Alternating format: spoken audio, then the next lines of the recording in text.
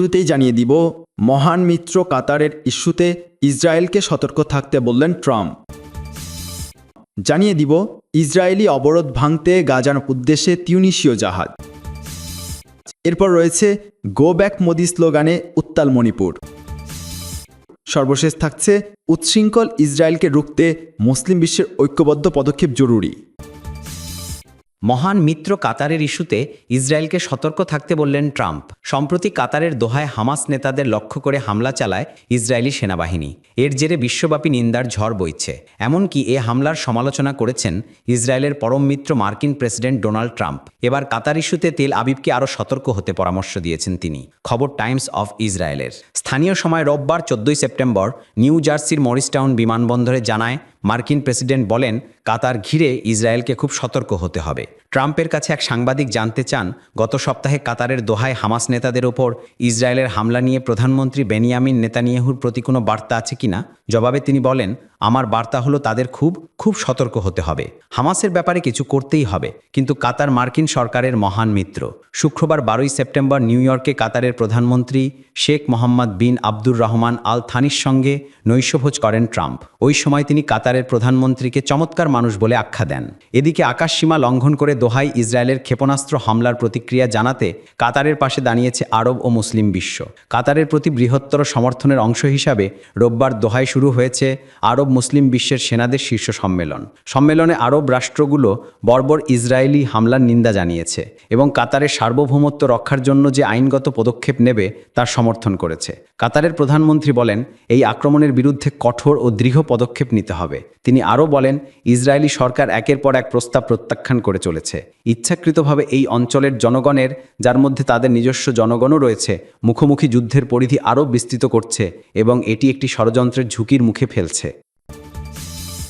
Israeli অবরোধ ভাঙতে গাজার উদ্দেশ্যে তিউনিসীয় জাহাজ। ইসরায়েলের অবরোধ ভাঙতে ফ্লোটিলার অংশ হিসাবে ত্রাণসহ গাজাগামী প্রথম তিউনিসীয় জাহাজ রওনা হয়েছে।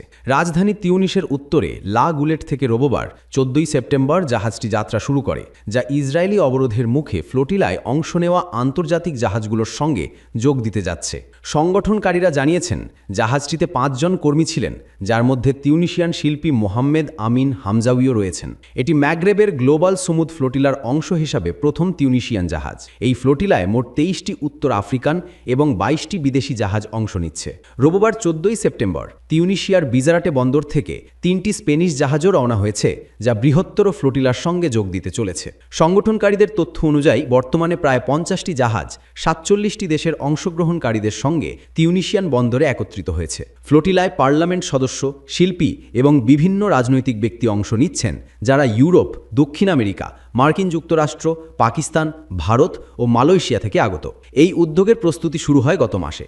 বার্সেলোনা, স্পেন এবং জেনোয়া, ইতালি থেকে জাহাজগুলি ছাড়ার পর ইউরোপীয় জাহাজগুলি তিউনিসিয়ার জলসীমায় এসে ম্যাগরেবের জাহাজগুলোর সঙ্গে যোগ দেয়। সংগঠনকারীরা এই অভিযানকে আগে করা একক জাহাজ অভিযান থেকে ভিন্ন এবং উল্লেখযোগ্য বলে বর্ণনা করেছেন, কারণ আগের অভিযানগুলো ইসরায়েল কর্তৃক আকক এবং অংশগ্রহণকারীদের বিতাড়িত হওয়ার শিকার হয়েছিল। এই ফ্লোটিলার মূল লক্ষ্য হল অবরোধ ভাঙা এবং গাজার মানুষের কাছে মানবিক সহায়তা পৌঁছে দেওয়া। গাজায় ইসরায়েলের মাসব্যাপী সমস্ত প্রবেশপথ বন্ধের কারণে ক্ষুধা ও দুর্ভোগের সৃষ্টি হয়েছে। ইসরায়েলি সেনারা গত অক্টোবর 2023 থেকে গাজায় প্রায় 65,000 জন ফিলিস্তিনিকে হত্যা করেছে, যার অধিকাংশই নারী ও শিশু। অব্যাহত বোমাবর্ষণের কারণে গাজা অনবাসিত হয়ে উঠেছে এবং খাদ্যাভাব ও রোগের বিস্তার দেখা দিয়েছে। গো ব্যাক মোদি স্লোগানে উত্তাল মণিপুর। 2 বছর আগে মণিপুরে ঘটে যাওয়া প্রায় 2500 জনের প্রাণহানির পর শনিবার প্রথমবারের মতো এই উত্তেজনাপূর্ণ রাজ্যে সফর করেন ভারতের প্রধানমন্ত্রী নরেন্দ্র মোদি। তবে মোদির সফরের কয়েক ঘণ্টার মধ্যেই মণিপুরে উত্তেজনা ও বিক্ষোভের ঘটনা ঘটেছে। এই সময় বিক্ষোভ করেন এবং গো ব্যাক মোদি স্লোগান দেন। এইদিকে পুলিশ শান্তিপূর্ণ বিক্ষোভকারীদের লক্ষ্য করে রাবার বুলেট ও কাঁদানে গ্যাস ব্যবহার করে, যার ফলে বহু মানুষ আহত হয়েছেন। মোদির এই সফর 3 দিনের, যা আসাম এবং বিহারকে অন্তর্ভুক্ত করছে। বিহার ভারতের তৃতীয় সর্বাধিক জনসংখ্যার রাজ্য, যেখানে প্রায় 1,30,00,000 মানুষ বসবাস করে। বিহার আগামী অক্টোবর বা নভেম্বরের নির্বাচনের গুরুত্বপূর্ণ এলাকা এবং এটি ভারতের হিন্দিভাষী উত্তরাঞ্চলে একমাত্র রাজ্য যেখানে মোদির দল বিজেপি এককভাবে ক্ষমতায় আসতে পারেনি। মোদির সফরের সময় বিহারে মোট $8 বিলিয়ন বিনিয়োগ ঘোষণা করা হয়েছে, যা কৃষি প্রকল্প, রেল যোগাযোগ, সড়ক উন্নয়ন এবং বিমানবন্দর সম্প্রসারণ অন্তর্ভুক্ত। মণিপুরের উত্তেজনা 2023 সালের মে মাসে শুরু হয়, যখন প্রধানত হিন্দু মেইতেই জনগোষ্ঠী এবং বড় সংখ্যক খ্রিস্টান কুকি জনগোষ্ঠীর মধ্যে সংঘর্ষের ঘটনা ঘটে। এই সংঘর্ষের ফলে হাজার হাজার মানুষ এখনও সরকার দ্বারা তৈরি অস্থায়ী শিবিরে বসবাস করছেন। মোদির চূড়াচাঁদপুরে, যা কুকি অধ্যুষিত এলাকা, জনসম্মুখে বক্তৃতা দেওয়ার সময় তিনি বলেন, মণিপুরের জীবন স্বাভাবিক করতে ভারত সরকার সমস্ত প্রয়োজনীয় চেষ্টা করছে। আমি আজ আপনাদের সাথে আছি, ভারত সরকার মণিপুরের জনগণের সাথে আছে। তিনি সব পক্ষকে শান্তিপূর্ণ পথে চলার আহ্বান জানান। প্রধানমন্ত্রী মণিপুরের রাজধানী ইম্ফলে, যেখানে মেইতেই জনগোষ্ঠী ঘনত্বপূর্ণ, একটি সমাবেশেও ভাষণ দেওয়ার কথা ছিল। মোদির পূর্ববর্তী সফর 2022 সালে, যখন তিনি প্রায় $960 মিলিয়ন উন্নয়ন প্রকল্পের উদ্বোধন করেছিলেন, যার মধ্যে 5টি হাইওয়ে এবং একটি নতুন পুলিশ সদর দপ্তর অন্তর্ভুক্ত ছিল। মণিপুরের প্রাক্তন মুখ্যমন্ত্রী এন বীরেন সিংহ, যিনি মোদির বিজেপি দল থেকে ফেব্রুয়ারিতে পদত্যাগ করেন, তার বিরুদ্ধে অভিযোগ ছিল যে তিনি রক্তক্ষয় রোধে ব্যর্থ হয়েছেন। এরপর থেকে এই রাজ্য সরাসরি নয়াদিল্লি থেকে শাসিত হচ্ছে। মেইতেই এবং কুকি জনগোষ্ঠীর মধ্যে জমি ও সরকারি চাকরির জন্য দীর্ঘদিন ধরে উত্তেজনা বিরাজ করছে। মানবাধিকার সংস্থা অভিযোগ করে রাজনৈতিক নেতা স্বার্থে এই বিভাজন বাড়াচ্ছেন। উচ্ছৃঙ্খল ইসরায়েলকে রুখতে মুসলিম বিশ্বের ঐক্যবদ্ধ পদক্ষেপ জরুরি। ইসরায়েল বারবার প্রমাণ করেছে তাদের কোনো কাজের সঙ্গেই আন্তর্জাতিক আইন বা মানবতার ন্যূনতম শিষ্টাচারের সম্পর্ক নেই। আঞ্চলিক আধিপত্যই তাদের একমাত্র লক্ষ্য। গাজায় ভয়াবহ মানবিক বিপর্যয় সৃষ্টির পাশাপাশি দোহায় সাম্প্রতিক হামলা প্রমাণ করেছে এই আগ্রাসন কেবল ফিলিস্তিন নয়, গোটা অঞ্চলের স্থিতিশীলতার জন্য হুমকি। কোনো অন্য রাষ্ট্র যদি এক সপ্তাহে 6 দেশে হামলা চালাতো, তবে তাকে সঙ্গে সঙ্গে সন্ত্রাসী রাষ্ট্র হিসেবে চিহ্নিত করা হতো। কিন্তু পশ্চিমা বিশ্বের দ্বিচারিতা ইসরায়েলকে সেই দায় থেকে রক্ষা করছে, যা লজ্জাজনক। সোমবার 15 সেপ্টেম্বর পাকিস্তানি গণমাধ্যম সামা টিভির সম্পাদকীয়তে এসব কথা বলা হয়েছে। এতে বলা হয়েছে, গাজাকে গত 2 বছরে যেভাবে ইসরায়েলি বাহিনী একটি গণহত্যার মাঠে পরিণত করেছে, তা অমানবিক ও ঘৃণ্য। সিরিয়া ও পশ্চিম তীরে ক্রস বর্ডার হামলা ও ভূমি দখল আজ তাদের প্রকাশ্য নীতি। সম্প্রতি দারা প্রদেশে স্থল অভিযান এবং গোলান মালভূমিতে লেবানন ফেসিলিটি চালু করাও আগ্রাসনেরই অংশ।